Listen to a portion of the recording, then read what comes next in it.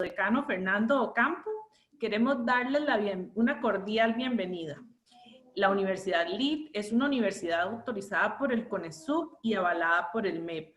En esta tarde-noche de hoy estaremos por las próximas 2 horas compartiendo de un tema que nos beneficia y nos afecta a todos.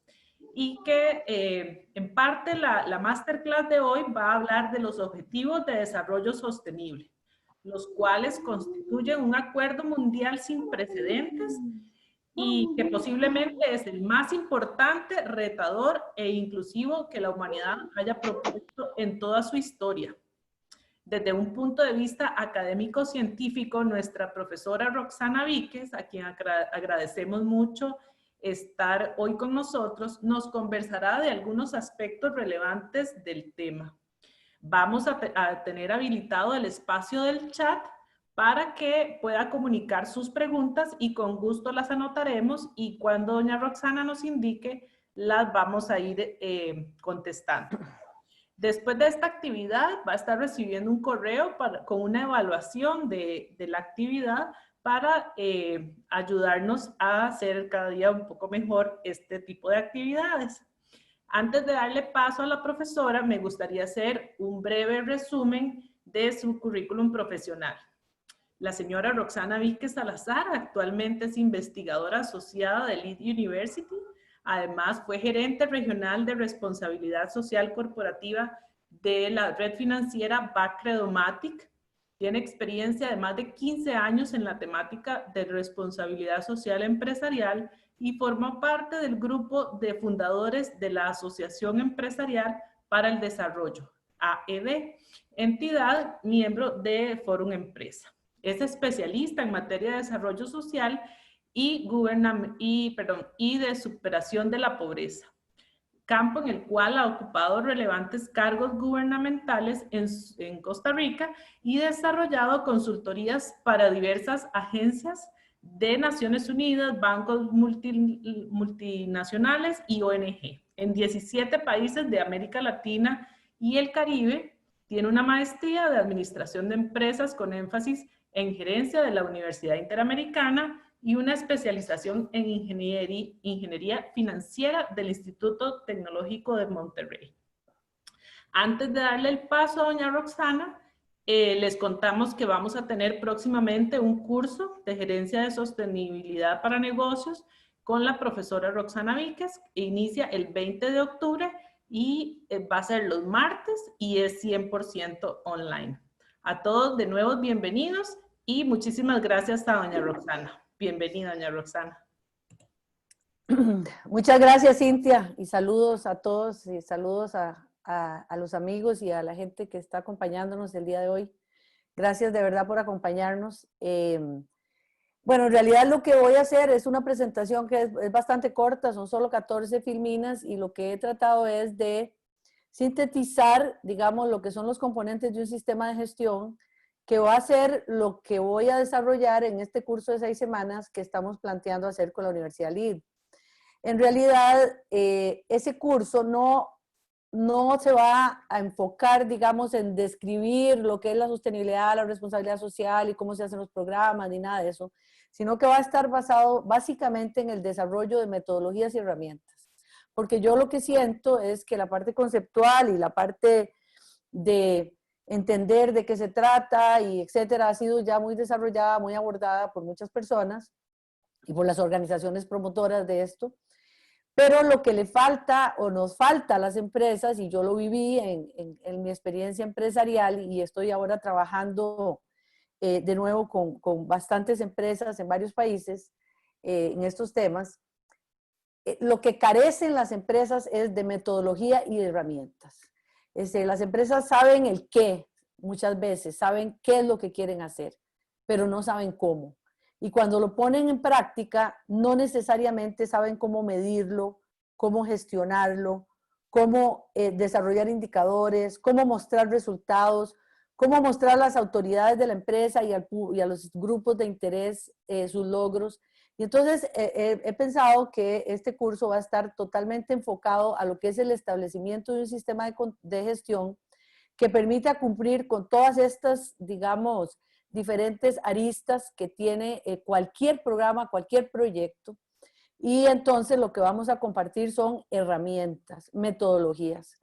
Metodologías que son el producto de muchos años de trabajar en proyectos y programas de tipo social, aprendidas de muchas fuentes, digamos, juntadas y remozadas de alguna manera a partir de la experiencia y desarrolladas, digamos, con una práctica que respalda en algunos casos muy buenos resultados a la hora de su aplicación. Entonces, la idea es poderle ayudar a las empresas en ese sentido.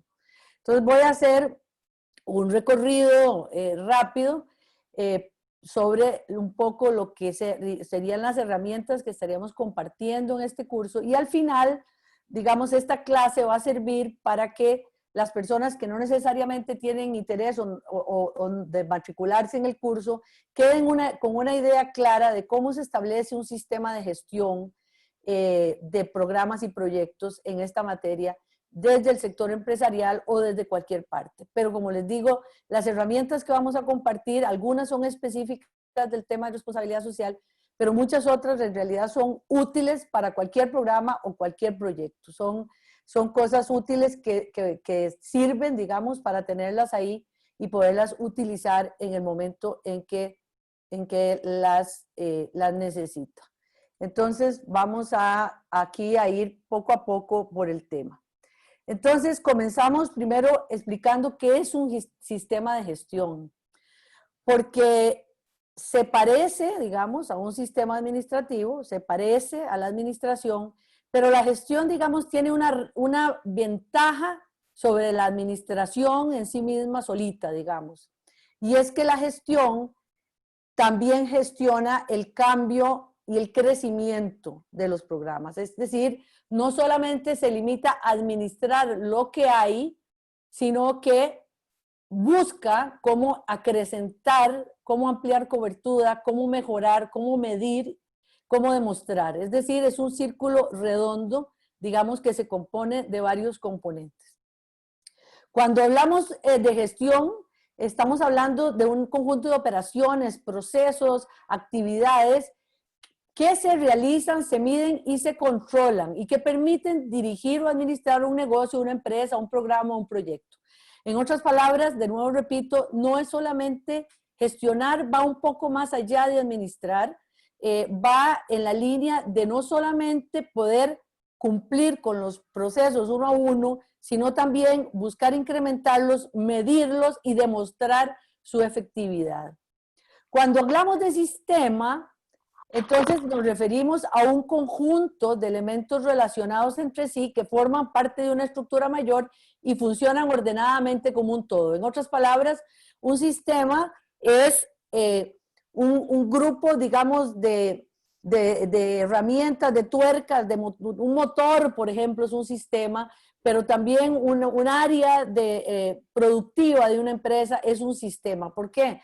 Porque está formada por un conjunto de elementos diversos, ¿verdad? Que todos funcionan hacia un todo. Es decir, todos se articulan de una forma armónica para que al final haya un resultado que es integral. Entonces, cuando yo, por ejemplo, voy a cocinar en mi cocina y simplemente busco lo que hay y hago algo rico de comer con lo que me encontré ahí en la cocina, sin seguir una guía, eso está muy bien y puede producir una comida muy rica. Pero si yo lo hago con una receta de cocina, en el orden que me indican y con las medidas exactas y siguiendo todos y cada uno de los procedimientos, entonces lo hice de una forma sistémica. Los dos pueden producir un buen resultado, pero obviamente lo que se hace de una forma sistémica tiene la ventaja de que tengo la medición exacta de cada una de las cosas y puedo luego evaluar cuál funcionó y cuál no funcionó y entonces puedo mejorar.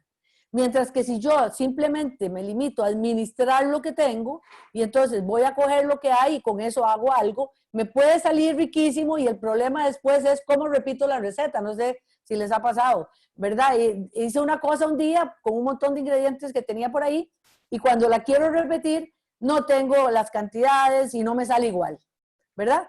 Es la diferencia de hacer una cosa desde un procedimiento sistémico a hacerlo simplemente como un sistema administrativo que ordena y produce. Entonces, digamos, esa es la diferencia de lo que llamamos un sistema.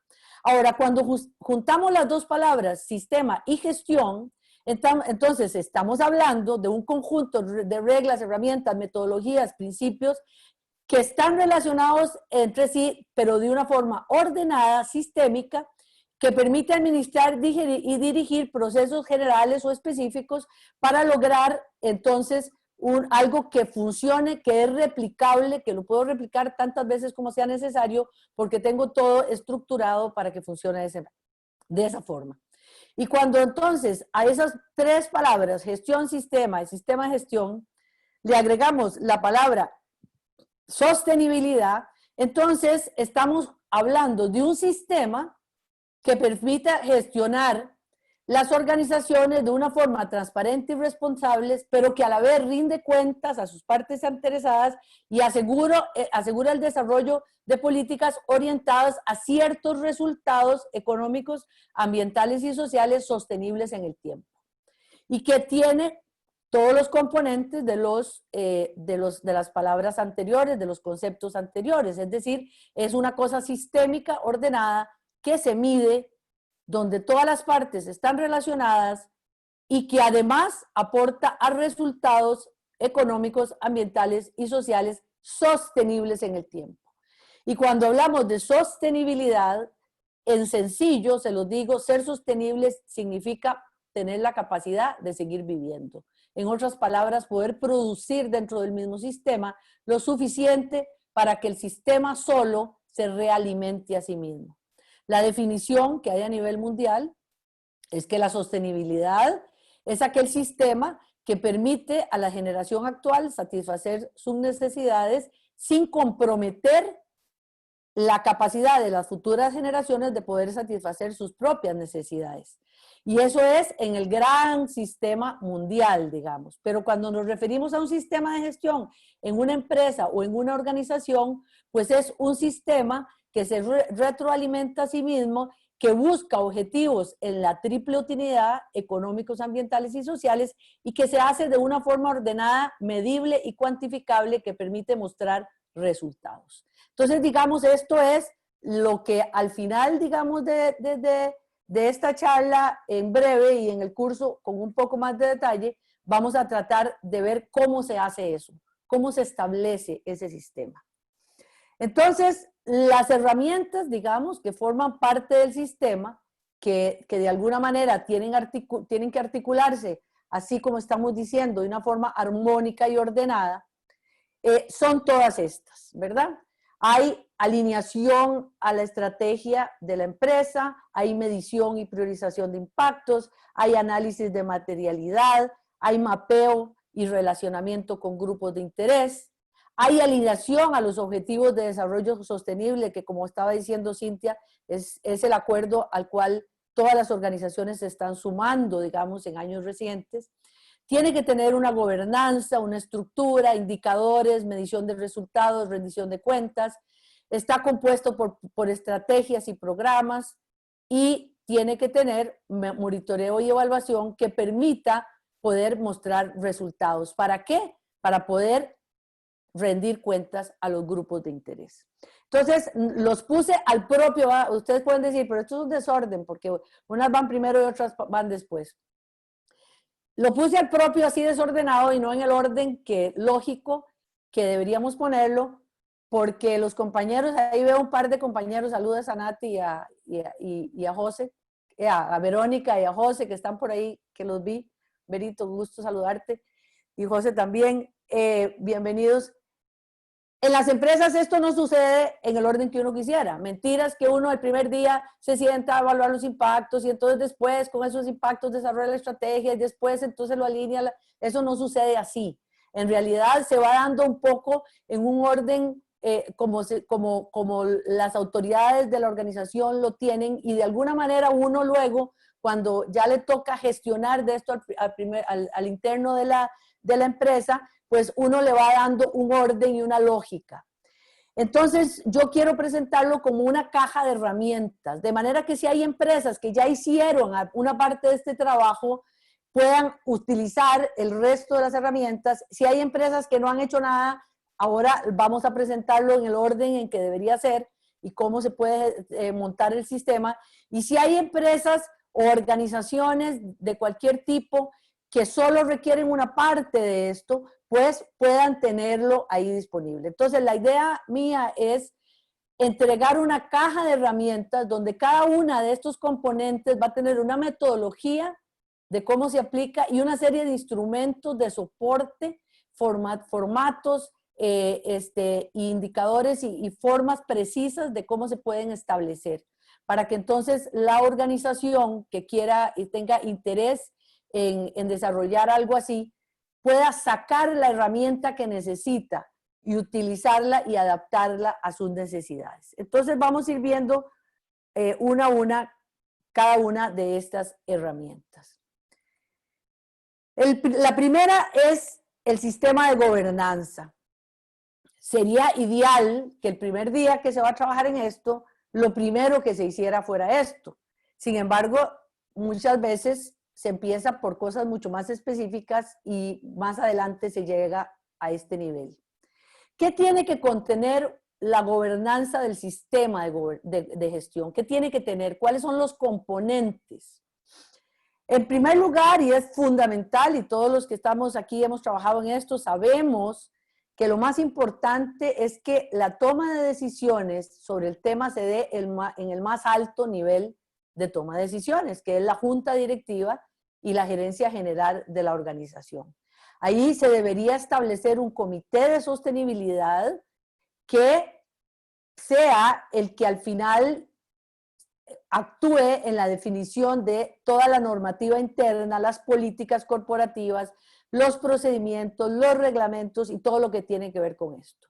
No obstante, en la experiencia vivida, por ejemplo, les cuento en mi experiencia en Bacredomatic, nosotros cuando ya llegamos a tener un comité de sostenibilidad a nivel de la junta directiva, ya los programas y proyectos tenían 10 años de existir, digamos. Sí rendíamos cuentas a la junta directiva y sí dependíamos directamente del CEO de la empresa, pero sin embargo la creación del comité fue algo que tomó más tiempo.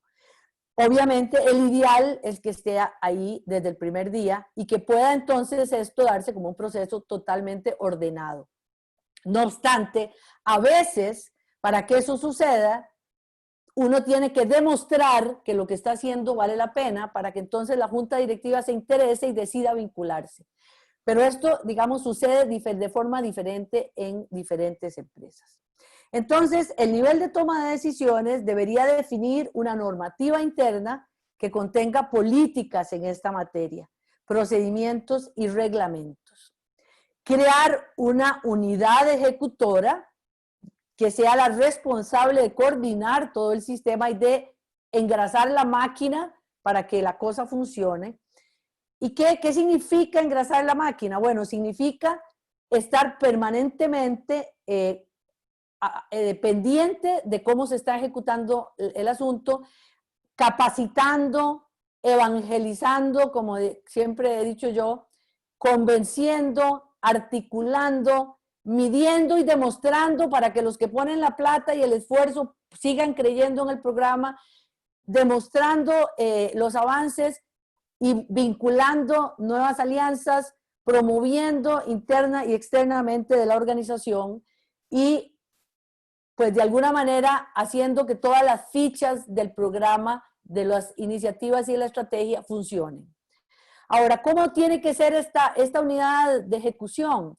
En realidad es muy relativo. Yo personalmente soy absolutamente creyente de que no se debe crear una gran área de gestión, ni una fundación, ni una cosa que cuelgue por allá como un apéndice de la organización, sino que esto debe correr por las venas de la organización y convertirse en parte del ADN. Para eso esa unidad ejecutiva tiene que ser muy pequeña y pasar las responsabilidades a las áreas operativas que son las que generan los impactos y que son las que tienen que asumir, digamos, la responsabilidad de lo que les toca. Por otra parte, esto tiene entonces que articularse con el control operativo que en general en las organizaciones las realizan las auditorías internas, los sistemas de control interno. Y esos mismos sistemas de control interno deberían también controlar lo que está pasando en esta materia, de manera que se convierta en parte del quehacer organizacional a todo nivel. Esas áreas operativas, por otra parte, para que puedan realmente sientan el compromiso, por lo menos en los primeros años, deberían tener indicadores en su evaluación de desempeño, de forma tal que tengamos acciones afirmativas que hagan que esas personas responsables de las áreas operativas tengan que cumplir con esto y vean como un valor agregado el cumplir. Porque si yo, por ejemplo, soy un gerente de ventas, que tengo unas metas de ventas muy ambiciosas y tengo por ahí un 5% de mi evaluación de desempeño en temas que tienen que ver con responsabilidad social y sostenibilidad, ese 5% es mucho más fácil de ganar que lo que es la gestión de ventas. Entonces, voy a tener un incentivo para hacerlo bien, porque si no llego a la meta mínima de ventas en el otro lado, pues compenso, igual logro, digamos, mi bonificación anual o mi incentivo o mi buena evaluación de desempeño a partir de cumplir con este tema. Entonces, esta es una palanca absolutamente indispensable, por lo menos en los primeros años de trabajo en las organizaciones. Tiene que haber también un sistema de monitoreo periódico de avances, informes periódicos a los tomadores de decisiones y evaluación de los efectos y los impactos que vamos logrando. Y ahí, obviamente, la parte de efectividad que tiene que ver con desempeño es mucho más fácil de mostrar. La parte de impacto es una cosa de largo plazo que ahora vamos a ver, es mucho más difícil, pero no es imposible de mostrar. Y finalmente, parte del sistema de gobernanza tiene que tener un esfuerzo de transparencia de esta gestión, que tiene que ver con la comunicación y rendición de cuentas a los grupos de interés. Lo que yo he aprendido después de verdad de muchos años de trabajar en esto, y les quiero contar que yo ahora estoy trabajando con una organización que se llama Sofía Oxford, que es la rama de Oxford que desarrolló el índice de pobreza multidimensional y que va impulsando esta metodología para las empresas a nivel mundial. Y entonces, digamos, tengo como año y medio de estar ahí con ellos y hemos trabajado con bastantes empresas en un montón de países y es súper interesante porque lo que observé en mi experiencia en empresas en Costa Rica y en otras en las que he estado dando asesoría, es que las empresas tienen muy buena voluntad y muchas, inclusive ponen muchos recursos, pero son muy pocas, de verdad se los digo, pero muy pocas. Prácticamente en mi experiencia no he encontrado ninguna fuera de BAC, que en BAC sí medíamos y evaluábamos todo porque fue parte del ADN organizacional, y aquí en Costa Rica he visto empresas que lo hacen muy bien como FIFCO y algunas otras, pero en general cuesta mucho encontrar empresas que midan esto. Entonces, ¿cuál es el problema de no medir? ¿Cuál es el problema de no poder demostrar? Bueno, tiene muchos problemas. Tiene el problema de que los que ponen la plata pueden perder credibilidad en el programa. Entonces, bueno, ahora, por ejemplo, en tema de COVID ha pasado un fenómeno bien interesante. Y es que todos los retos relacionados con COVID no necesariamente se están gestionando desde las áreas de sostenibilidad de las empresas, sino que han sido asumidos por otras áreas como si no correspondieran a lo que corresponde. Por otro lado, de alguna manera, muchas entonces se han visto afectadas en disminución de recursos y cosas de ese tipo, porque no están vinculadas al quehacer organizacional, porque no pueden demostrar qué tanto están aportando al crecimiento, al desarrollo de la empresa. Entonces, desde ese punto de vista, a mí me parece, y es un aprendizaje importantísimo, digamos, de la vida de estos últimos 20 años de trabajar en estos temas, que hay que poder demostrar hacia adentro, para que la gente se comprometa, para que se motive, para que sigan colaborando, para que sigan poniendo el dinero, para que sigan dando el apoyo, y demostrar hacia afuera, porque realmente lo único que la empresa obtiene de este tema es la reputación. Es decir, las empresas, la gran ganancia, digamos, del tema de sostenibilidad es la construcción de reputación. Y ustedes me dirían, bueno, pero eso, ¿qué tan importante es? Se los pongo así muy fácil, matemática simple. El Reputation Institute dice que hoy por hoy el valor de marca de las empresas equivale alrededor de un 70, 80, 90% del total de los activos de la empresa.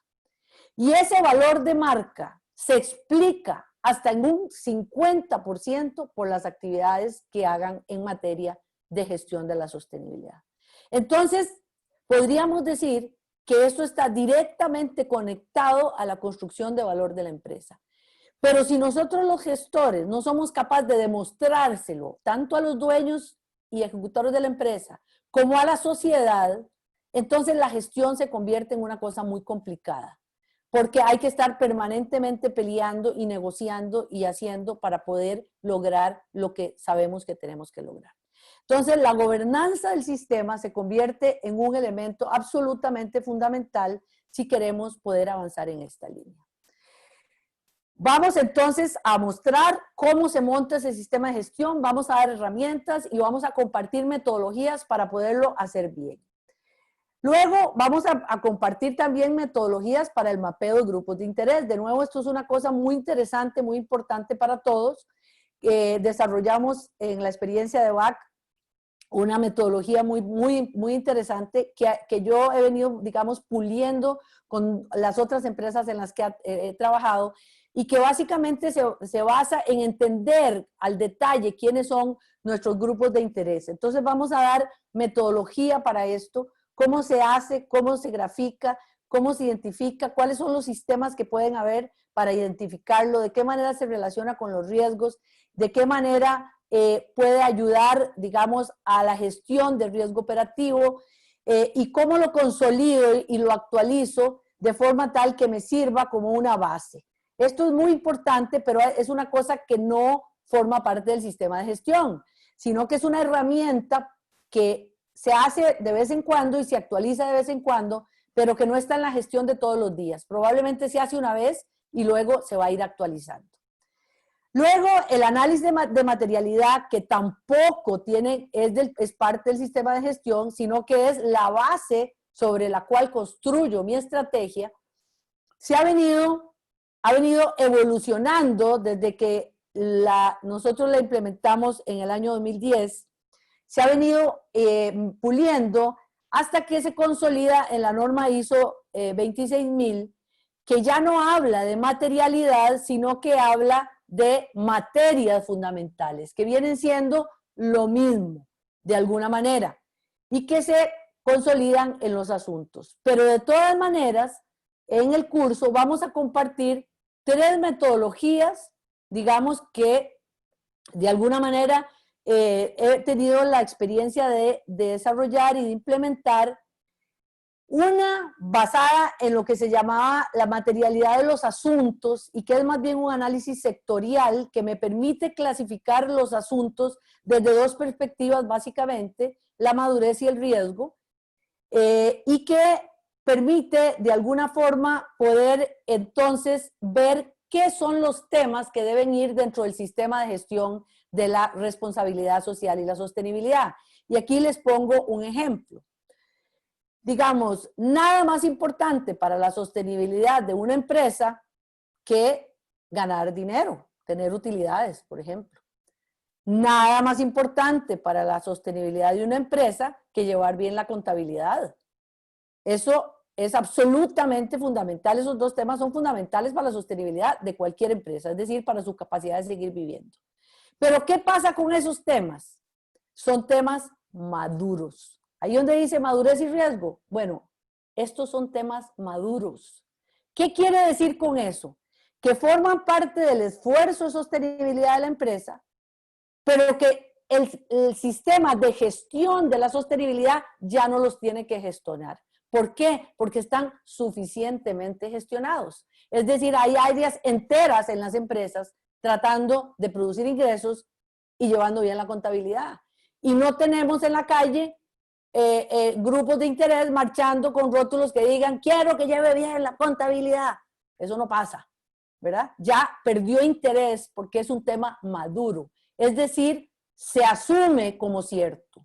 Eso no quiere decir que desde la perspectiva del ejecutor y el gestor de la sostenibilidad, digamos, al interno de la empresa, esa persona no tenga que estar pendiente. Porque si esa contabilidad se altera, por ejemplo, para alterar los estados financieros de la empresa, entonces, y eso se sale a la luz, la empresa va a quebrar, pero va a quebrar no por llevar mal la contabilidad, sino por el problema reputacional que se le va a venir encima al decir falseó los estados financieros, ¿verdad? Entonces, hay un tema desde la sostenibilidad de vigilancia de cómo se está haciendo eso, pero no necesariamente de gestión. Igual en el tema de riesgo. Entonces, ¿cuáles son los temas de riesgo? Aquellos que no están suficientemente gestionados, que no están suficientemente maduros, que no están suficientemente asumidos. Entonces, eso es un análisis, una perspectiva de materialidad que nos permite clasificar en diferentes grados de relevancia los temas que vamos a gestionar desde el sistema de gestión. Luego viene la materialidad según su relevancia para los actores.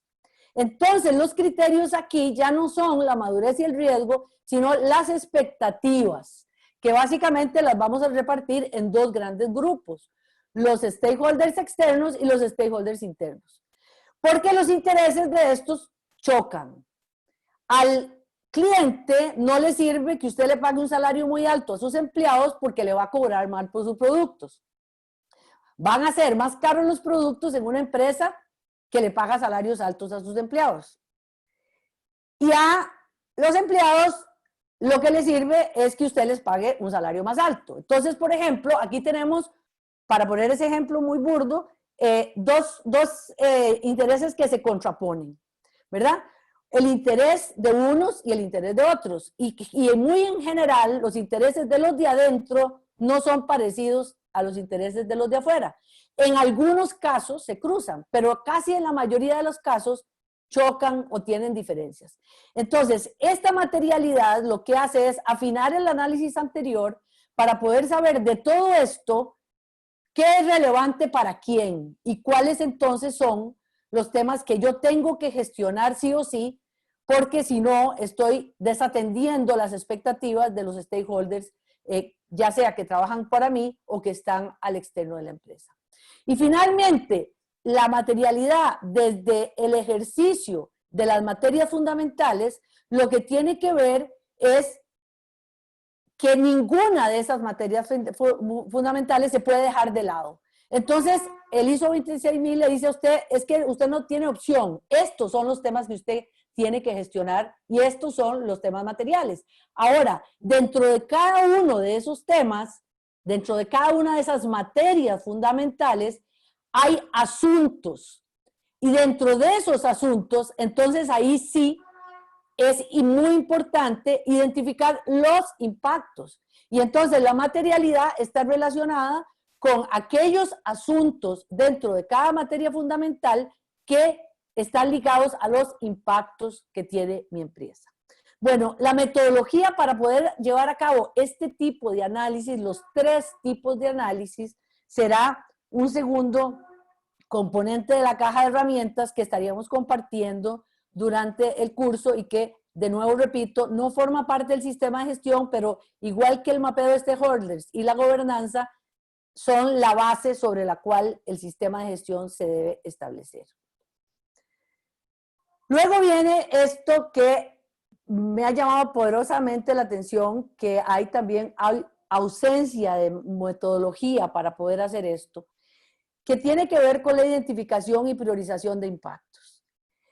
El tema de los impactos es muy controversial porque hay muchísimos impactos. La primera vez que nosotros hicimos un análisis de impactos, nos salieron como 200 impactos, porque hay chiquititos, hay grandes, hay medianos, hay unos importantes, hay otros no, etc. Entonces, ¿cómo podemos hacer un listado de impactos y una clasificación que realmente nos permita gestionar los impactos? Entonces, para eso es que nos sirve la materialidad y el estudio de los grupos de interés. Porque lo que nos interesa son aquellos impactos que están afectando a nuestros grupos de interés o que están atentando o ponen en riesgo la sostenibilidad de la empresa en el largo plazo, y partiendo de los criterios anteriores de materialidad que no están suficientemente gestionados o que están dejando de lado algunas de las materias fundamentales que ISO 26000 indica son las materias que la empresa tiene que gestionar. Entonces, a partir de ese análisis ya uno puede hacer un primer filtro, digamos, que me permita identificar los impactos que se relacionan con el quehacer de mi organización. Por otro lado, una innovación que de alguna manera nosotros hicimos también fue que agregamos no solo los impactos negativos, que es lo que siempre se enfoca, todos los sistemas se enfocan en impactos negativos, sino sobre todo los impactos positivos. Porque los impactos positivos es donde usted puede hacer más cosas. Entonces, el sistema de gestión era muy simple: hagamos más pequeño lo que hacemos mal y hagamos más grande lo que hacemos bien. A partir de eso, la empresa puede determinar cuáles son los impactos que va a atender. Y para poder hacer la priorización, utilizar una metodología que es determinar cuál es la significancia de esos impactos. En otras palabras, qué tan pesados son, qué tanto pueden afectar el quehacer, qué tanto pueden poner en riesgo la sostenibilidad a largo plazo de la empresa. Entonces, para ello hay que establecer criterios. ¿Cuáles son los criterios que yo voy a medir? Y luego pasar esos impactos por ese filtro. Entonces, ahí nuevamente vamos a usar la materialidad en términos de la madurez de la gestión, y van a ser más riesgosos aquellos que estén menos gestionados, y van a ser más riesgosos aquellos que tengan menos madurez y menor gestión. Y finalmente, eso hay que priorizarlo todavía de una forma más fina para poder presentar un mapa donde queda claro cuáles son las prioridades que tiene el sistema de gestión de la sostenibilidad para la empresa. Todo el ejercicio se debe analizar, se debe validar con la alta gerencia, con los departamentos claves, con los diferentes autores de la empresa, y este resultado final es el insumo básico para el desarrollo de la estrategia, del plan estratégico en materia de sostenibilidad. Vamos entonces al siguiente paso, o la siguiente herramienta que, bueno, y de nuevo en este tema anterior, pues también vamos a compartir toda la metodología, y es vacilón porque yo después he aplicado bastante diferentes aspectos de esto en otras empresas, y me he encontrado con diferencias importantes en enfoque, pero al final, digamos, es útil y aplicable para cualquier empresa y en cualquier sector. De lo anterior parte el plan estratégico. Ok, ¿qué va a hacer el plan estratégico? El plan estratégico va a tomar esos impactos y va a decir qué tenemos que hacer para atender esos impactos. Y entonces vamos a tener, en primer lugar, un propósito. Antes hablábamos de visión, y esto es un cambio bien interesante que se viene dando en los últimos años. Antes las empresas hablaban de visión, ahora se habla en inglés, es Massive Transformation Purpose, o sea, el propósito masivo transformador, o el propósito trascendente transformador que tiene la empresa o que tiene el plan. ¿Qué es aquello por lo cual vive o muere la organización? ¿Cuál es la esencia del trabajo realizado? ¿Cuál es su propósito trascendente? ¿Verdad? Entonces, cuando ustedes cogen esto lo es muy claro en las empresas unicornio, todas las Googles y las Airbnbs y las Ubers y etcétera, hay muchas miles más que están surgiendo en los últimos años, ya no hablan de la visión. ¿Cómo era la visión? Queremos ser los más grandes, los más poderosos, los más bonitos, los más guapos, los que tengamos más clientes, los que ganemos más plata. Esa era la visión de las organizaciones. Ahora la organización busca un propósito. Entonces, por ejemplo, el propósito de Airbnb dice darle a los viajeros un lugar de pertenencia, ¿verdad? Entonces, ya no es ser la mejor empresa, la que mejor gana, la que tiene mejor reputación, la que no sé qué. No, no. Es dar algo a la gente, algo que mejore su calidad de vida. Y esas empresas entonces se mueven con ese propósito y entonces todo el accionar de la empresa es diferente a partir de eso. Entonces, debemos definir un propósito trascendente para la organización. Yo hoy en la mañana entregué un plan estratégico, la primera etapa, a una organización que muchos de ustedes conocen, que se llama Banco de Alimentos, en Costa Rica, que hace una labor maravillosa de alimentación a cientos de miles de personas en el país y, en fin, estoy ayudándoles en el plan estratégico. Ellos definieron una misión, un propósito transformador que me encantó. Dice, una Costa Rica sin hambre. Una Costa Rica sin hambre. Ese va a ser nuestro motor. De nuevo, no es ser la más grande, la más bonita, la más simpática. No, es una Costa Rica sin hambre. Vamos a trabajar para eso. Y entonces, ¿cuál es nuestra misión o nuestro propósito? Es entender quiénes somos, qué hacemos para lograr ese propósito trascendente, por qué lo hacemos, cuál es la motivación y para quién trabajamos, quiénes son las personas a las que nosotros servimos. Luego tenemos que hacer un diagnóstico de la realidad, tenemos que evaluarnos a nosotros mismos y a partir de eso definir principios, valores y líneas estratégicas sobre las cuales vamos a trabajar.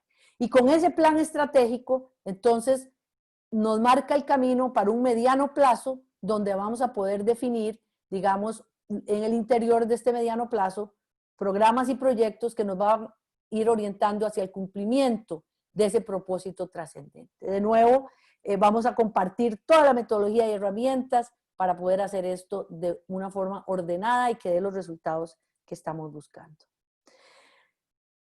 Una vez que ya tenemos nosotros identificado cuáles son la razón de ser, para qué trabajamos, cómo lo hacemos, para qué queremos lograr, entonces viene este análisis que ahora se convierte en un factor absolutamente fundamental y es cómo vamos a aportar a los objetivos de desarrollo sostenible. Y este reto, les voy a decir una cosa, con COVID se ha hecho muchísimo más complicado para las empresas, para los gobiernos, etcétera. O sea, íbamos súper bien, las empresas alineándose, los gobiernos tratando de hacer esfuerzos y nos cae el COVID. Y las empresas privadas, entonces, nunca más que hoy, deberían estar preocupándose por ver cómo hacen para aportar al desarrollo sostenible.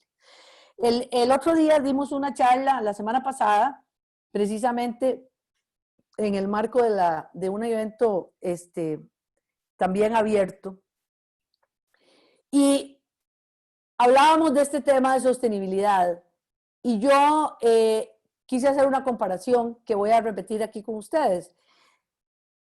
A veces la gente cree que cuando se habla de responsabilidad o sostenibilidad o responsabilidad social, es como que yo tengo que hacer programas y proyectos y cosas que tengo que hacer.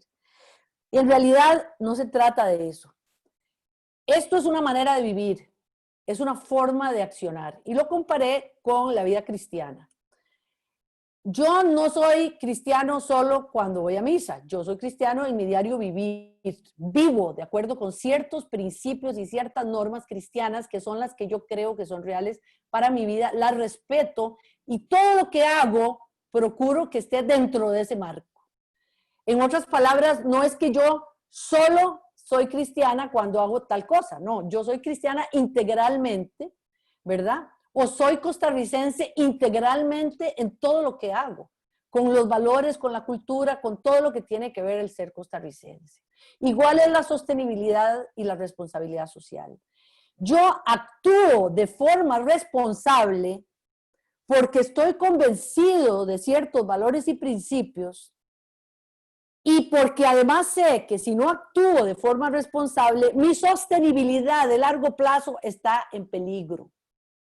Y esa es la parte que yo no sé por qué ha costado tanto que entendamos en las empresas.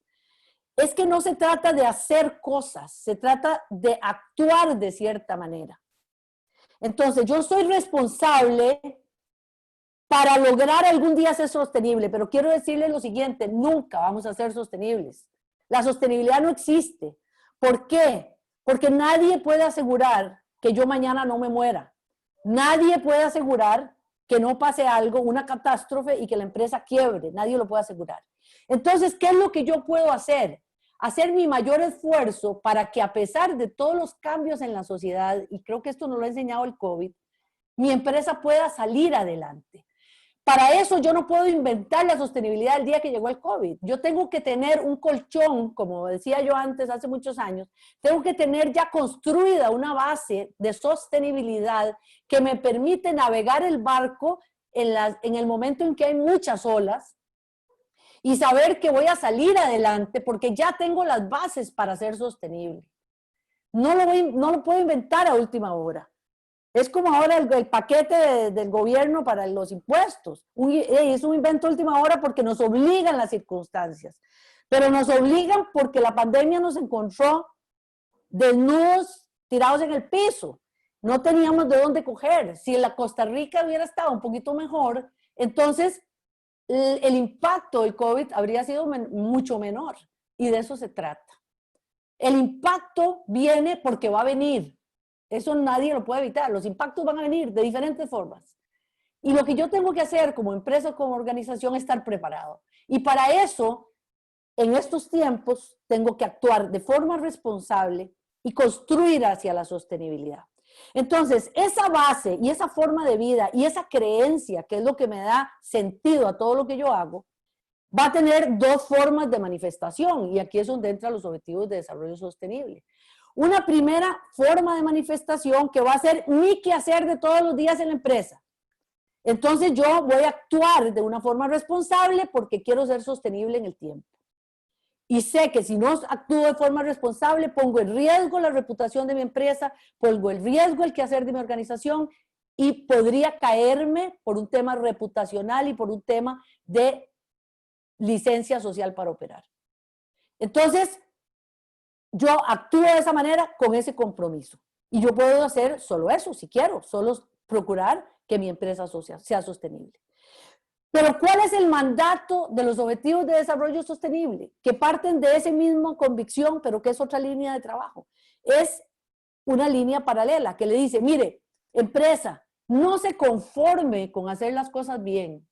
No se conforme con ser sostenible usted solito.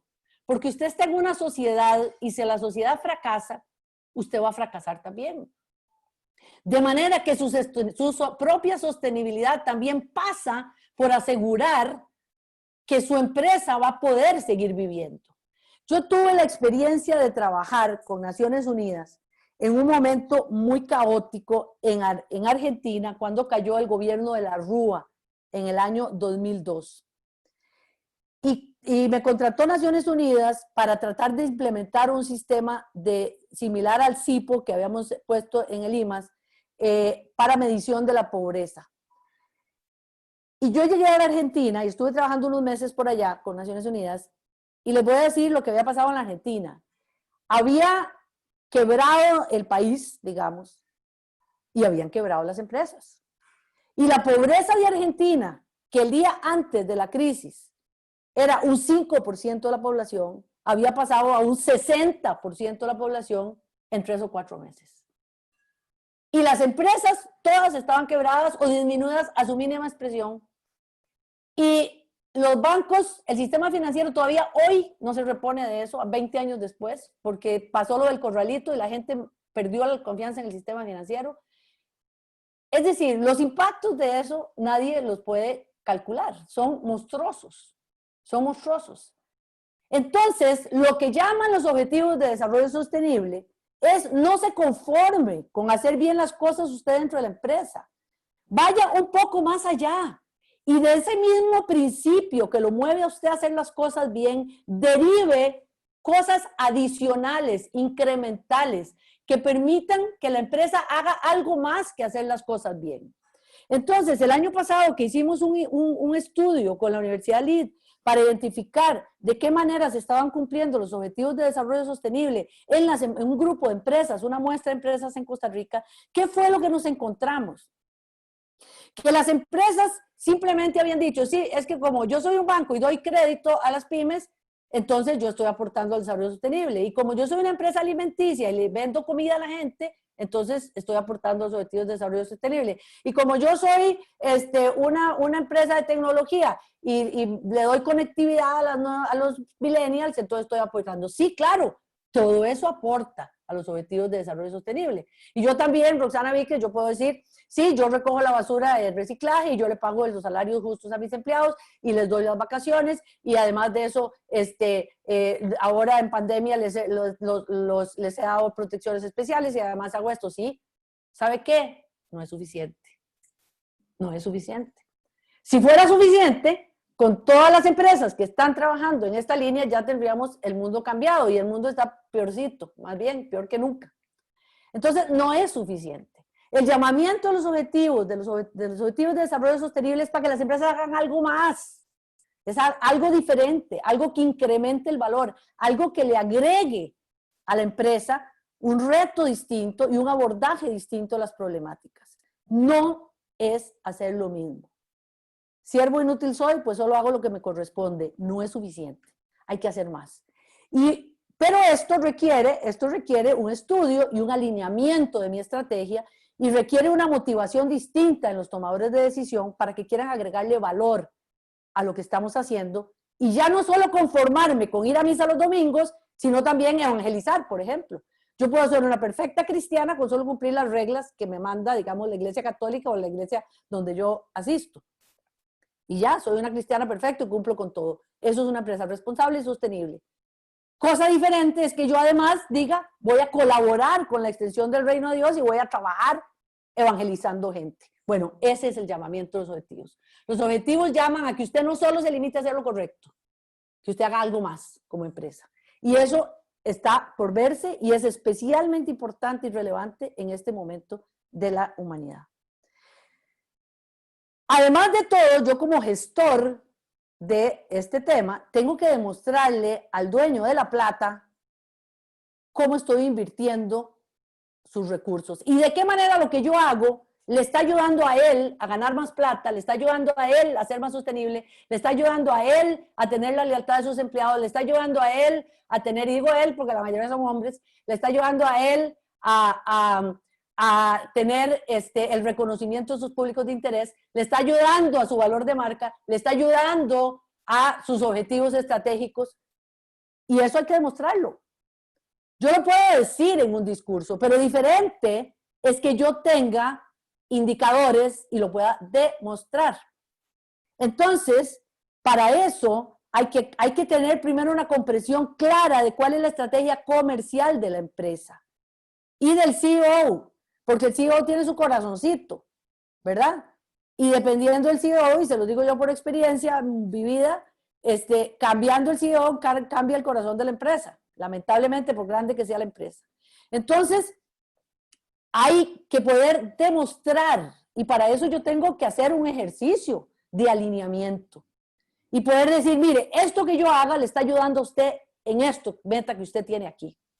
Entonces usted es un banco y quiere llegar al mercado de las mujeres porque ve un gran potencial, ¿verdad? En las mujeres, quiere tener más mujeres clientes. Bueno, yo le puedo ayudar haciendo esta estrategia con enfoque de género, etcétera. Entonces, es decir, usted quiere crecer en este mercado. Bueno, esto podemos hacer para que usted tenga más posibilidades de crecer en ese mercado. El paso 2 es, bueno, vamos a analizar cuáles son los temas materiales y los impactos. De nuevo, como les digo, que son la base de todo esto. ¿Cuáles son los que ponen en riesgo y cuáles son los que aportan a la estrategia corporativa? Hay algunos de estos impactos que están poniendo en riesgo la estrategia corporativa. Entonces, ya no es solo que le voy a ayudar a usted a ganar más plata o a tener más clientes o a tener más lealtad, sino que lo voy a cuidar para que usted no caiga en este problema que podría tener si no cuida este riesgo, ¿verdad? Y en eso hay 1000 riesgos asociados al comportamiento responsable que se pueden identificar y que uno puede de alguna manera mostrar. Luego esto hay que representarlo de alguna manera gráficamente y de nuevo definir indicadores que permitan demostrar cuál es el aporte de las iniciativas. Y finalmente hay que validarlo con las autoridades y consolidarlo con los resultados del análisis de ODS. Entonces, repito los 3 pasos del plan estratégico. Uno, hago mi estrategia con base a los impactos identificados y lo que requiere atención del sistema de gestión. Un segundo paso, busco cómo esto puede ayudarme tanto a alinearme con los objetivos de desarrollo sostenible como a incrementar valor hacia un incremento en el esfuerzo de la empresa hacia el logro de esos objetivos.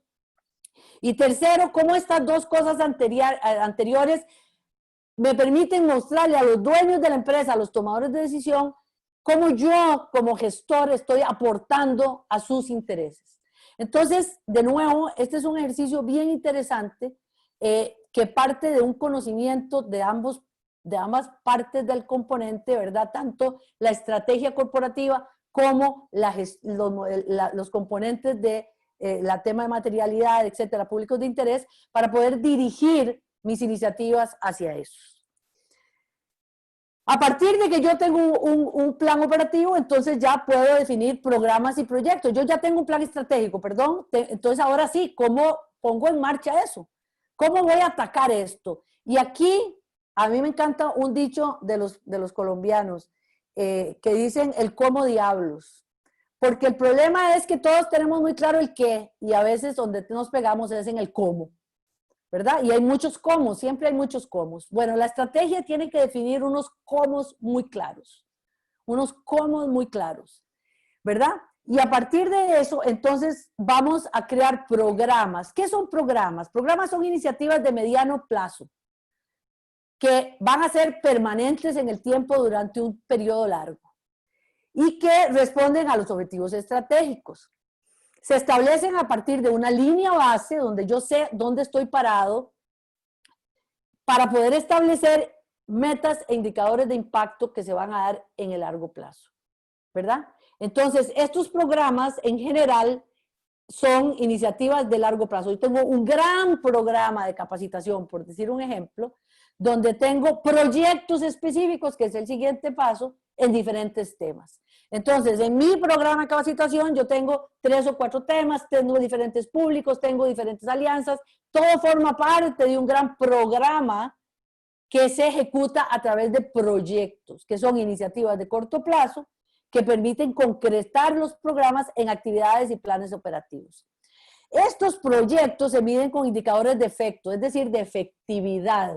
¿Qué tanto cumplí? Los anteriores se miden con indicador de impacto, que dicen cuánto he cambiado la vida de la gente o la vida de la organización. En cambio, los proyectos se miden con indicadores de efecto. Cumplí lo que dije que iba a hacer con los recursos que tenía, etcétera. Y eso es efectividad.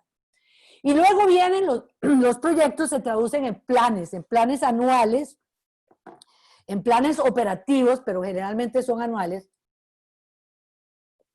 donde cada uno de los proyectos y las actividades se van a asignar a áreas operativas que a su vez van a asumir la gestión, digamos, de esa parte del programa. Y ya a nivel de esas áreas se generan entonces planes de trabajo. Y el plan de trabajo es un nivel más bajo de planeamiento que se mide con indicadores de producto. Entonces tenemos en los programas y la estrategia, indicadores de impacto; en los proyectos, indicadores de efecto; y en los planes de trabajo, indicadores de producto.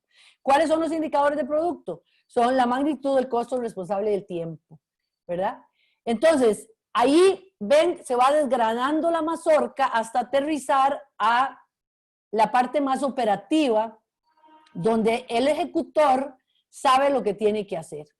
Esto se complementa, el plan de trabajo, con un cronograma detallado, ¿verdad? Y en este nivel, ese cronograma tiene que estimar los tiempos, porque los indicadores que interesan para el plan de trabajo tienen que ver el qué, el cuánto, el quién y el cuándo. Y finalmente, con un presupuesto que cada área tiene que controlar el presupuesto que se le asigna. Entonces, tenemos un presupuesto global arriba que se va desagregando en planes operativos, luego en planes de trabajo, y que al final tienen que lograr el efecto que queremos en el nivel alto. Todo esto se tiene que poder articular y medir, y para eso, a través de los años, yo he desarrollado una metodología bien bonita, tengo los formatos y toda la cascada, digamos, para ir montando esto hacia abajo, de forma tal que todo el plan quede debidamente articulado con las áreas competentes y que se pueda controlar de acuerdo con los recursos que fueron asignados para cada una de los diferentes componentes. Finalmente viene la etapa de monitoreo y evaluación. ¿En qué se diferencia el monitoreo y la evaluación? La gente tiende a confundir. Yo lo explico muy fácil. El monitoreo es una película, la evaluación es una foto. Es un video el monitoreo, la evaluación es una foto. Entonces el monitoreo es lo que hacen los que están viendo el partido de fútbol, ¿verdad? Y entonces van diciendo, pase tal cosa, al árbitro le gritan, cambia tal jugador, haga yo no sé qué, eso es puro monitoreo, ¿verdad? Puro monitoreo. Y entonces el entrenador del equipo de fútbol dice, fulanito yo veo que no está jugando bien, entonces lo voy a sacar y voy a poner a otro. Todo eso se da en el momento en que se está jugando el partido. Y entonces, esto normalmente el monitoreo se hace de forma permanente, ¿verdad? Generalmente una vez al mes, y va dando información sobre los avances que permiten hacer ajustes. Entonces, saco a este jugador que no está jugando bien, meto a este otro que está jugando mejor, veo que de fulanito está cansado, lo voy a decir que se pase a otra posición, y ahí voy monitoreando. Y luego viene la evaluación. ¿En qué momento se realiza la evaluación? Terminó el partido, 2-1. Ya no hay nada más que hablar, esa es la foto. No hay manera de que yo pueda hacer unos ajustes. No, ya. La foto de ese momento. Eso no quiere decir que a partir de la foto del momento, para el siguiente partido, ¿verdad? Estamos hablando de otra cosa, ¿verdad? Para el siguiente partido, yo pueda tomar decisiones para evitar los errores que vi que pasaron en el primer partido, ¿verdad? Entonces, esa es la evaluación. La evaluación se realiza en un momento específico, permite entender lo que pasó de ahí para atrás, conocer el resultado de ese día y va a tener como base las metas y los indicadores de efecto establecidos en el plan anual operativo. Entonces, mientras el monitoreo va a medir los indicadores de producto del plan de trabajo, la evaluación va a medir los indicadores de efectividad y va a decir si hice lo que tenía que hacer. Pero vean lo que pasa, es súper interesante, es súper interesante. Yo puedo hacer todo bien y que al final el resultado sea malo. Y eso solo lo vas a ver cuando mide el impacto. Yo no sé si alguno de los que está aquí presente, seguro yo soy la más viejita de todos, recuerdan cuando se abrió a nivel de América Latina un gran programa impulsado por el Banco Mundial que se llamó Comedores Escolares. Y entonces los comedores escolares vieron la gran necesidad que los niños llegaban a la escuela, no podían aprender porque tenían hambre. Y entonces decidieron crear un gran programa, que era el programa de comedores escolares. Y en Costa Rica y en muchos países de América Latina se montó la iniciativa de forma muy exitosa y cubría a miles de niños. En el monitoreo se veía que los niños asistían al comedor, que comían las comidas que se les decían, que las comidas tenían el contenido calórico, que todo estaba muy bien. Cuando van a hacer la evaluación, ven que la desnutrición, en lugar de haber bajado, había subido. La desnutrición subió con los comedores escolares. Y fue puchica, y ahí vamos a entender qué fue lo que pasó. Bueno, ahí lo que pasó es que las familias asumían que los chiquitos ya comían en la escuela y no les daban de comer en la casa. Entonces, vean cómo yo puedo hacerlo todo muy bien y al final que no se dé el impacto, ¿verdad? Entonces, por eso, la combinación entre monitoreo y evaluación es fundamental. Yo tengo que poder medir y hacer cambios en el proceso, pero hay un momento en que me tengo que parar y hacer un examen de conciencia y decir cómo estoy realmente. Y hacer cambios grandes que tal vez hay que hacer para el siguiente partido. Porque si no, cuando termine la serie, ¿verdad? De ahí, si no lo hice a tiempo, ya perdí el torneo, ¿verdad? Si yo no hago los cambios. Entonces, de eso se trata. Se trata de que de alguna manera esto se pueda llevar a cabo y vamos a dar herramientas para que eso se pueda hacer. ¿Qué es lo que yo encuentro? Que las empresas miden muy bien las compras, las ventas, los gastos y las cosas que les interesan, pero miden muy mal o no miden del todo este tipo de temas. Y entonces al final es malo para la gestión y es malo también para la reputación de la empresa, que como les digo, es el gran valor que una empresa puede obtener de hacer esto bien. Y que es al final un componente que le asegura en un 80 o 90% su sostenibilidad a largo plazo. Entonces, por eso es que no puede ser una cosa divorciada del quehacer organizacional, sino que tiene que ser repito, como el cristianismo, una forma de vida. Una forma de vida que tiene dos manifestaciones. Lo que yo hago para vivir de acuerdo con mis principios y mis valores y hacer las cosas bien, y lo que yo quiero hacer para tener una sociedad donde yo pueda funcionar, donde yo pueda seguir viviendo, donde haya cada vez más gente que pueda comprar el producto que yo vendo. Y de esa combinación es donde está la sostenibilidad futura de la empresa. Y finalmente, con todo esto yo tengo que comunicar y rendir cuentas. O sea, este es el componente más importante. Tengo un amigo conocido de ustedes, probablemente, que se llama Miguel Martí, siempre lo cito en esta frase. Él dice, la reputación es la mezcla de dos elementos, acción más difusión. Si yo hago mucho y no difundo, es igual de malo que si difundo cosas que no son ciertas, ¿verdad? Entonces yo tengo que hacer y además tengo que difundir. Tengo que hacer y tengo que dar a comunicar a mis públicos de interés.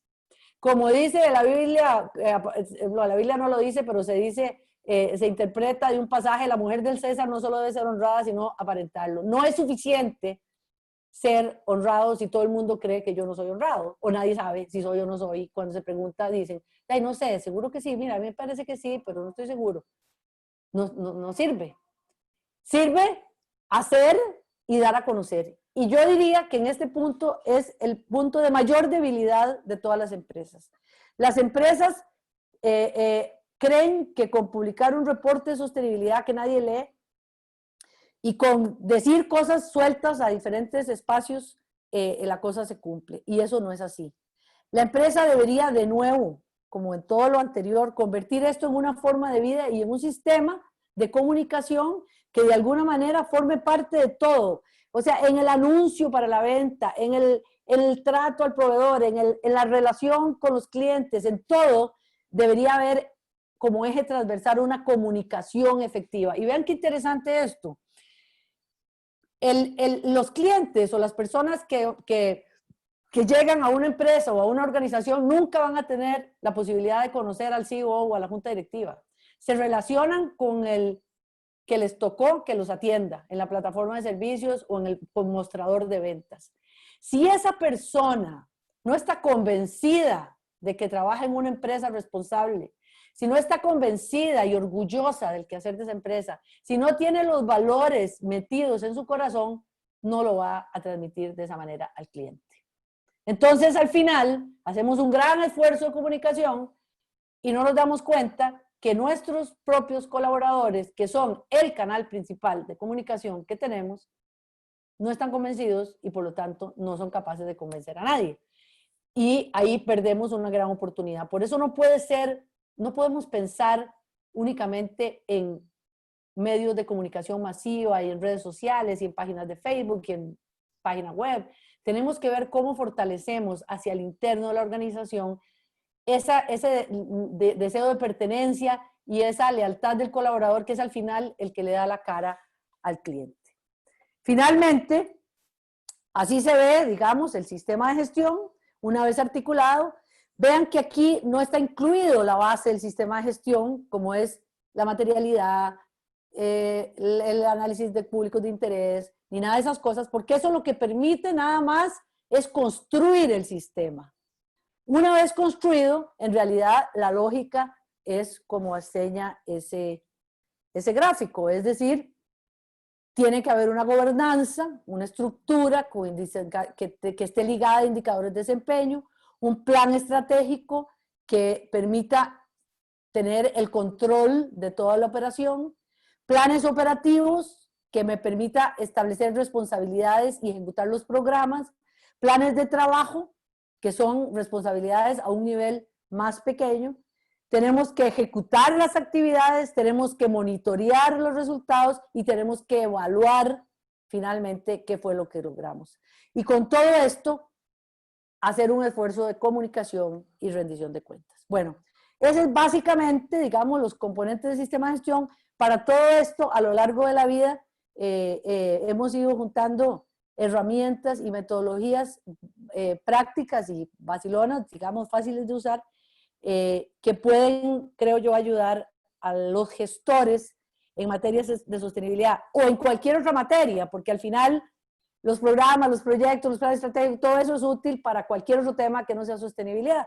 Esto va a tener un enfoque más de sostenibilidad, va a tener los componentes específicos del tema de sostenibilidad, pero en realidad contiene otra serie de herramientas que en general son útiles para la gestión de cualquier iniciativa. Bueno, una hora exacta, que fue lo que se me pidió con el tiempo, y no sé, a la gente de la ULIT si abrimos, no sé, un espacio de preguntas o cómo funciona lo que sigue. Espero que les haya parecido interesante y bueno, aquí estoy para atender preguntas o comentarios. Muchísimas gracias por su atención y por habernos acompañado en esta charla introductoria. Doña Roxana, buenas noches, es Celeste. Hola. Vieras que hay una pregunta en el chat, pero yo no sé si usted puede verla. Vamos a ver, no, léemela, porfa. Dice, en este contexto de recesión, ¿cómo se podrían materializar iniciativas de sostenibilidad en las pymes para que se logre pasar de la teoría a la práctica, ya que hoy solo las corporaciones pueden tener los recursos para hacerlos tan estructurado y estratégico? De nuevo, vea cómo hay un problema de concepto. La sostenibilidad no tiene que ver con el tamaño de la empresa. O sea, todas las empresas tienen que ser sostenibles y para eso tienen que actuar de forma responsable. Entonces, una pyme lo que tiene que preocuparse es por actuar de forma responsable con sus públicos de interés y poder de alguna manera gestionar. Todo esto se puede hacer en el nivel más pequeño, en una empresa de 2 personas se puede hacer, porque al final lo que interesa es que hayan unos valores que rijan el quehacer de esa organización y que pueda esa organización establecerse unas metas y medirlas y cuantificarlas. Podemos tomar cualquier negocio pequeño y podemos ejemplificar cómo se puede montar un pequeño sistema de gestión en esta materia. Hasta en una casa, por ejemplo, en una casa. Vamos a ver, por ejemplo, vamos a poner el ejemplo de una familia, por ejemplo, que es una pyme chiquititica. Bueno, una familia, por ejemplo, tiene que cuidar, por ejemplo, los temas ambientales, ¿verdad? Entonces, pues, es una forma de aportar, por ejemplo, en el tema ambiental. Pero si quiere ser sostenible, tiene que tener ingresos, tiene que gastar bien el dinero. El otro día me preguntaban sobre eso y les decía yo, ¿cuál es el problema más importante de sostenibilidad de las familias costarricenses? El sobreendeudamiento. Entonces, por ejemplo, el sobreendeudarse es una acción irresponsable que lleva a la familia a una situación de crisis que le quita o le resta la posibilidad de ser sostenible. ¿Sí me explico? Entonces, no, de nuevo, no tiene que ver con hacer cosas, tiene que ver con cómo actúo, de forma tal que lo que yo haga aporte para mi sostenibilidad en el largo plazo y no ponga en riesgo esa sostenibilidad. Entonces, en cualquier pyme pequeñita, en un pequeño negocio cualquiera, se pueden establecer criterios de sostenibilidad y se pueden medir y se pueden tomar acciones correctivas para que todo lo que yo haga aporte en la dirección de poder llegar a ser sostenible en el tiempo. Un pequeño restaurante, bueno, con buena atención al cliente, con cosas limpias, con servicio de calidad, pero además puede agregarle otros valores, puede ponerle otros componentes que hacen que de pronto los clientes vuelvan a comer ahí, ¿verdad? En un pequeño negocio o en un pequeño negocio de comercio, ¿verdad? ¿Cómo hago yo para que vuelvan los clientes? Bueno, con un comportamiento responsable. Y responsable tiene que ver con todo lo que hago, el manejo de mi dinero, el manejo de las deudas, el pagarle puntualmente al proveedor, el poder comprar lo que ocupo y no más, el no sobreendeudarme. Todos esos son comportamientos que llevan a la sostenibilidad y no son propios de una empresa grande, son propios de cualquier organización, de cualquier tamaño, inclusive de una familia. Entonces, ahí hay un tema conceptual. En resumen, las pymes pueden ser perfectamente actoras y desarrollar un plan de sostenibilidad entendiendo bien los conceptos. Y es perfectamente viable. Con ese respecto, pregunta Yelena Arroyo, que tiene una sala de belleza y spa que está inspirado en la sostenibilidad, que qué consejos podría dar referente a este rubro. Y otra, Jennifer Espinal pregunta que cuál es la lección más grande en términos de sostenibilidad que le ha dejado la pandemia. Bueno, voy a contestar primero la última, la segunda. La lección más grande es que en esta pandemia solo van a sobrevivir probablemente en buenas condiciones aquellas familias y aquellas empresas que vienen trabajando en su sostenibilidad desde antes. Esa es. Y por lo tanto, no es algo que se puede construir en el último día. O sea, y la otra cosa importantísima con el tema de la pandemia es que, como decía la canción de Pedro Navaja, sorpresas te da la vida. Nadie esperaba esto, nadie lo esperaba. Y así como no esperamos esto, no podemos no esperar muchas otras cosas que podrían pasar. Y las empresas y las personas tenemos que estar preparados. Cuando la gente muestra su descontento en las calles, a mí me da mucha tristeza, porque yo estoy segura que la razón por la cual la gente marcha no es ni por los impuestos, ni por eso, todos son pretextos. En realidad marcha porque está sumamente descontenta, y está descontenta porque no le alcanza el dinero, porque está muy sobreendeudado. Entonces hay unos factores que están ahí que hacen que las personas estén descontentas de por sí, con impuestos, sin impuestos, con lo que pase. Hay un descontento general y tiene que ver un poco con la sostenibilidad que como sociedad no hemos asumido de forma seria. Ahora, yendo al spa, ese negocio me parece un negocio absolutamente maravilloso para el tema de sostenibilidad. Tiene 1000 aristas que podrían aportar. En primer lugar, uno lo puede enfocar desde el bienestar. Nada busca más las personas que el bienestar. Y el spa es perfecto para eso. Puede usted establecer prácticas amigables con el ambiente, con productos naturales. Puede ayudarle a la gente a vivir mejor. Puede ayudarle a la gente a cambiar sus hábitos nutricionales. Puede ayudarle a la gente a tener prácticas responsables en el manejo de su cuerpo, en el manejo de todo lo que tiene que ver con, digamos, la sostenibilidad física del cuerpo de las personas, y también con su sostenibilidad espiritual, porque de alguna manera, yo no sé ustedes, pero no hay nada más relajante que ir a que le den a uno un masaje o tener la oportunidad de meterse en una jacuzzi o qué sé yo. Entonces, digamos, hay la posibilidad de hacer un lindísimo proyecto desde esa perspectiva. ¿Y cómo va a aportar a la sostenibilidad suya? Bueno, usted puede definir estándares de servicio, estándares de limpieza, estándares de costos y cobros, estándares del tipo de cliente que usted quiere y que usted apunta, y del tipo de opinión que usted quiere que ese cliente se lleve. Y si usted construye todo eso, sus clientes van a volver, a pesar de la pandemia. Van a volver porque eso tiene muchísimo valor. La gente no va, menos ahora en pandemia, no va a ir a un lugar donde siente que está insegura desde la perspectiva de la limpieza, por ejemplo, de la higiene, de todo esto. Entonces, vean cómo eso puede aportar directamente a la sostenibilidad de su empresa si usted define un plan de sostenibilidad enfocado en sus propios servicios y valores y lo transmite de forma tal que el cliente tenga la sensación de seguridad estando en su spa, y por lo tanto quiera volver, y por lo tanto le produzca a usted los ingresos para que pueda usted seguir viviendo y dándole vida a su negocio.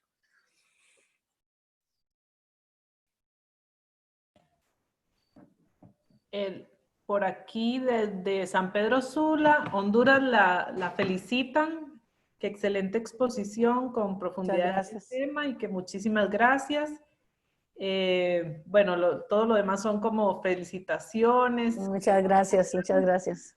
Y bueno, yo les voy a dejar por acá en el chat mi correo para que me escriban todos los que tengan interés en matricularse en el programa de Doña Roxana.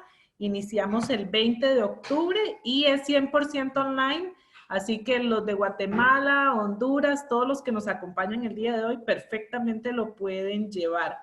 Va a ser los martes de 6 a 9, entonces por aquí les dejé mi correo para que me escriban, o a Doña Roxana, y con mucho gusto les ayudamos en lo que necesiten. La saluda de Guatemala, José Carlos Gómez. Ay, sí, José, ¿cómo estás? Un gran beso.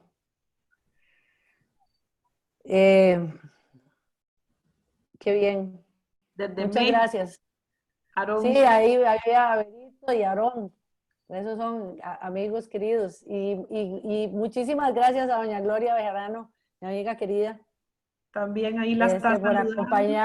por acompañarnos acá y a otra gente. Y bueno, aquí espero que les haya, a Yesenia, que ahí la veo, a don Franklin Chacón, no sé quién más,